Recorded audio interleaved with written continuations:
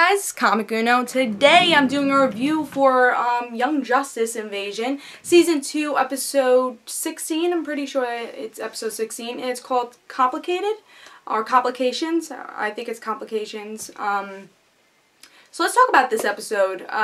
We're very close to the end. We all know that the show has been canceled, and we really have to try to enjoy all these episodes we have left.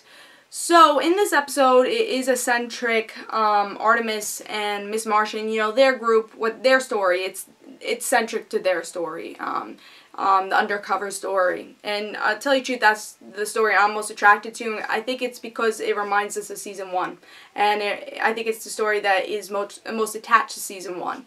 And I think those are the characters I care about. Artemis is my favorite character in the show, and that's why I was really looking forward to this episode and this story, just see how this episode continues. And of course we have other stories going on too. I mean, not a lot, but we do get some development of other stories also with Blue Beetle.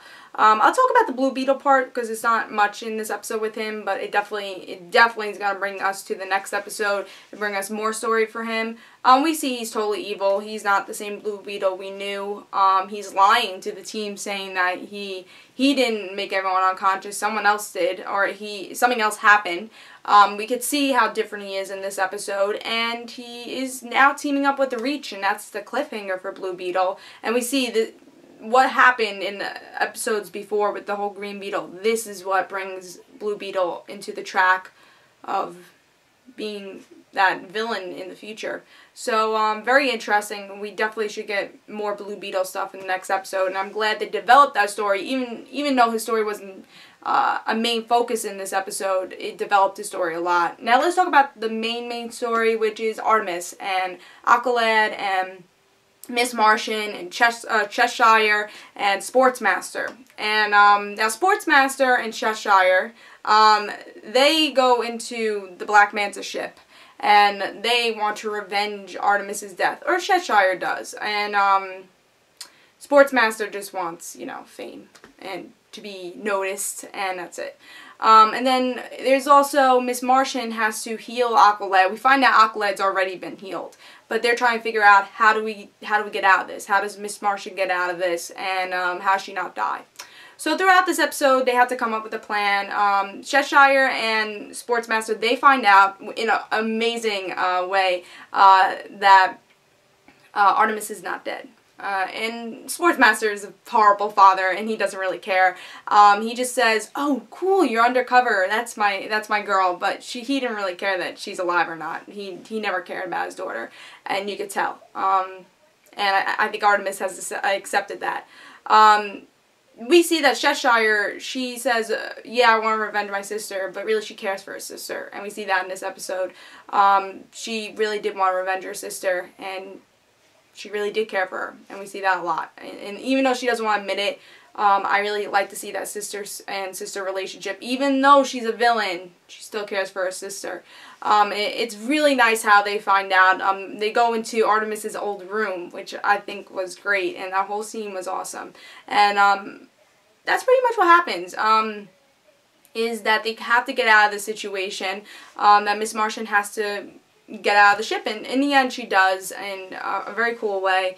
And I really liked this episode. I'm telling you, I think this is the most interesting story arc out of the whole season, in my opinion, because my favorite characters are being involved in this, and bringing Artemis's family into this just made it better. Seeing exactly how they interacted with her death and finding out. They did it in such a great way in this episode, and I love where they went into Artemis's mind, and that scene was the best in this episode. I really love that. There's just some really great points in this episode. I mean, I was a little disappointed that Artemis and Aqualad are still undercover. I mean, there is definitely some close calls, and I think if you really thought about it, it was like, oh, it was a little bit too close. I think they should have figured it out, but they worked their way around it. And it's kind of disappointing that for the last episodes, they're going to be undercover still. I would have loved to see them on the team for these last episodes and somehow escaped in this episode, but it didn't happen. I'm sure by the last episode, you know, everything will be figured out, but I would love to see some interaction with the team, and I don't think that's going to happen.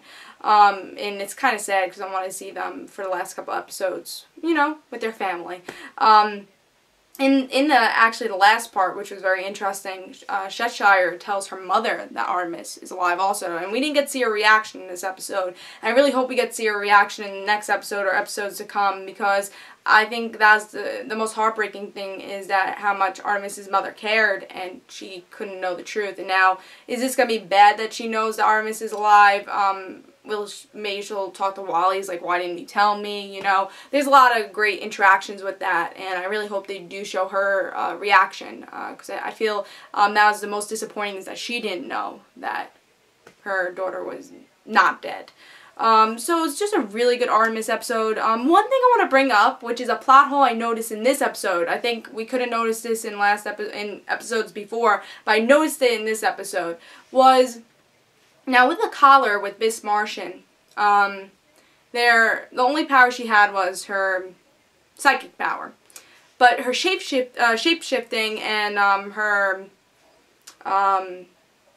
telepathy was, you know, didn't exist. You know, they held that back with the bracelet. So if her shape-shifting was held back, how did she look like a green Martian? If she always covered herself with the shape-shifting as a white Martian, shouldn't she look like a white Martian the whole time? Now that's something I think, you know, that was a big plot hole, because she should have been the white Martian if her power wasn't working. I mean, they could have worked around it. Maybe they could have made her still have the shape-shifting power, and they could have just let go of the telepathy power and somehow still have the shape-shifting power, because that's a big plot hole. She shouldn't have been able to be a green Martian if her power wasn't working. So I just noticed that in this episode. I didn't notice it when she had the collar in the episode Fix, but I noticed it in this episode. I'm like, ah, that's a big plot hole. We could look over it, but it's kind of a big plot hole. But I really loved this episode. I think it was great for Artemis's family to be in it. The Blue Beetle story, I'm glad that that progressed, even though it wasn't a central story in this episode. It still progressed a lot. And we get to see how much Blue Beetle changed. If you're a Blue Beetle fan, if you've been liking that story, you get to see how much he's changed in this episode. Just by some little scenes, you see how much he's changed, and we progressed that story. But the Artemis story was amazing, and I hope we get more stories with Aqualad and Artemis. That's my favorite story that's going on in Season 2. And I love when they have those central episodes with them. That's why I really enjoyed Fix. I really enjoyed this. I think it's one of the best episodes of the season. Again, I thought Fix was one of the best episodes. This is one of the best episodes. I think it just does a great job in storytelling with this undercover mission stuff. And even with the characters, we get to see, you know, definitely Aqualad is on their side, you know. Some people were questioning that when it's like, oh, maybe he's tricking us too, but he's definitely on the side of, you know, the Young Justice team. It's just very nice, especially seeing Cheshire's and Sportsmaster's reaction to Artemis. I think that was the best.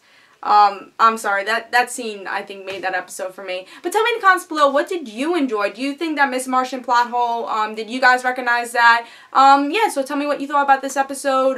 Definitely, I thought it was great, and I really want to see more of Artemis and more of Aqualad in their story, and more of Miss Martian. I thought she made this episode totally, also, I love their friendship. Seeing Artemis and Miss Martian's friendship was great in this. It was just a really good episode. Can't wait to see what happens with the next couple episodes, and I will be doing reviews for them. Tell me in the comments below, again, what did you think about this episode? And guys, don't forget to follow me on Twitter for Comic Uno and their ad situations. And also, I want to thank you guys for watching my last Young Justice review. It hit over 2,000 views. I've never gotten that for a Young Justice review. So thank you for watching and supporting the show and supporting my reviews.